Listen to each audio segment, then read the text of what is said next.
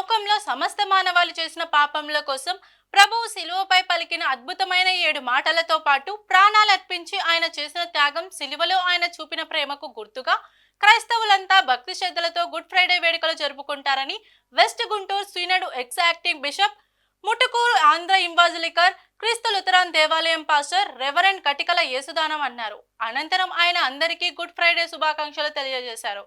అందరూ యేసుక్రీస్తు ప్రభువు వారు చూపిన ప్రేమలో నడవాలన్నారు. ఈ కార్యక్రమంలో దళిత బహుజన సంక్షేమ సేవా సంఘం వ్యవస్థాపకులు కుక్కమూడి ప్రసాద్ పాల్గొని మాట్లాడారు.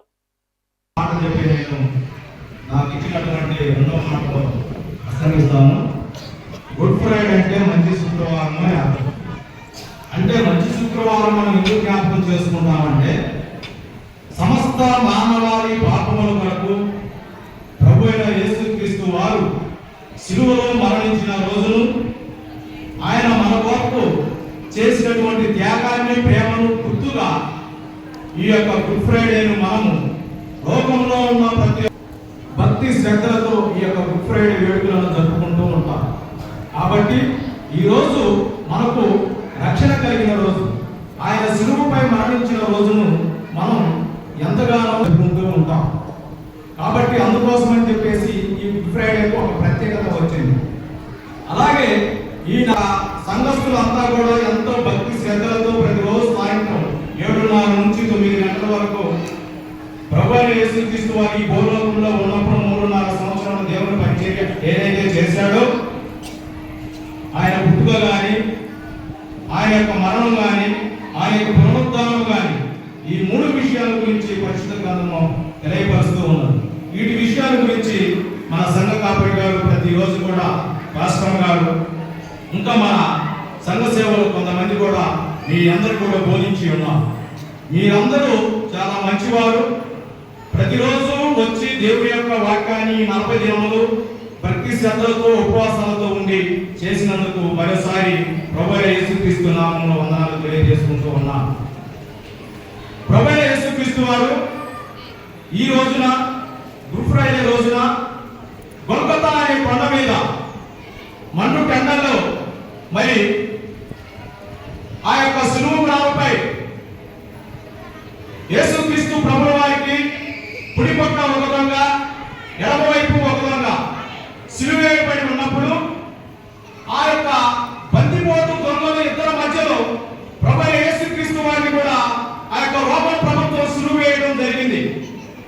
అంటే రోమన్ ప్రభుత్వం అనేది ఆ యొక్క మరణం అనేది, వాళ్ళు శిలువ మరణం అనేది తప్పు చేసిన వారికి శిలువ మరణం అనేది వేస్తూ ఉంటారు. మనకి భారత చట్ట ప్రకారము మరి తప్పు చేసిన వారికి కఠిన కారాగార శిక్ష కానీ, లైఫ్ వేయడం కానీ, ఉరి శిక్ష కానీ ఉన్నట్లు మన భారతదేశంలో అప్పుడు రోమన్ ప్రభుత్వంలో తప్పు చేసినటువంటి బందిపోటు దొంగలకి ఆ యొక్క శిలువ మరణం అనేది వేస్తూ ఉంటారు. ఆ క్రమంలోనే మరి ఆ రోజుల్లో ప్రభువైన యేసుక్రీస్తు ప్రభువారు ఈ యొక్క భూలోకానికి వచ్చిన తర్వాత అనేకమైనటువంటి సూచక్రియలు, అద్భుత క్రియలు, అనేక మందిని మార్చి వారికి మాదిరికరమైన జీవితాన్ని చూపించి ప్రేమ, కరుణ, జాలి అంటే మనిషి ఏ విధంగా ఈ భూలోకంలో జీవించాలి అనే మాదిరికరమైన జీవితాన్ని జీవించినందుకు ఈ యొక్క లోకంలో ఆయనకి ఇచ్చినటువంటి శిక్ష ఏమిటంటే మరణ శిక్ష, శిలువ శిక్ష. అందుకే ఆ మండు టెండల్లో ప్రభువైన యేసుక్రీస్తు వారు మాట్లాడుతున్న 2వ మాట పరిశుద్ధ గ్రంథంలో లూకా సువార్త 23వ అధ్యాయము 43వ వచనంలో పలుకుతూ ఉన్నాడు. అందుకు ఆయన వారితో, నేడు నీవు నాతో కూడా పరదైసులో ఉండువని నిశ్చయముగా నీతో చెప్పుచున్నాను. నో డౌట్ ఎట్ ఆల్, అంటే సందేహం ఏమీ లేదు. నేడే నువ్వు నాతో కూడా పరని కుడివైపు ఉన్న తమతో చెప్పుచూ ఉన్నారు ప్రభువైన యేసుక్రీస్తు వారు. అంటే కుడి పక్క ఒక విధంగా, ఎడమవైపు ఒక విధంగా, మధ్యలో ప్రభువైన యేసుక్రీస్తు వారిని ఆకాశానికి భూమికి మధ్య యొక్క శిలువపై వేలాడదీసి మాట్లాడుతున్న మాటల్లో, నేడు నువ్వు నాతో కూడా పరదేశంలో ఉండుకు. ఈ దొంగల పేరు, ఇద్దరు పేర్లు కూడా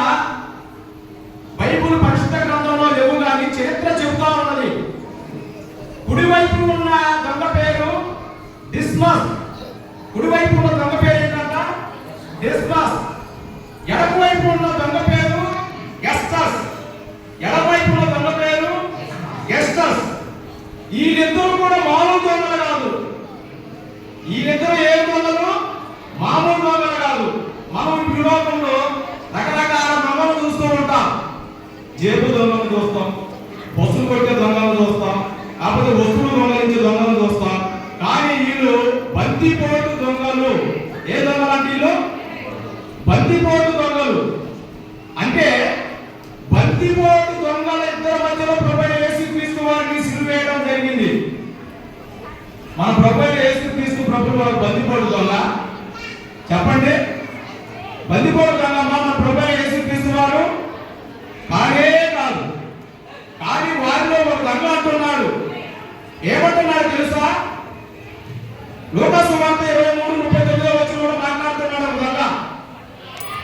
వేలాడదీయబడిన ఆ నేరస్తులలో ఒకడు ఆయన్ను దూషించుచు, నువ్వు క్రీస్తువు కదా, నిన్ను నువ్వు రక్షించుకోను, మమ్మల్ని కూడా రక్షించమని చెప్పాను.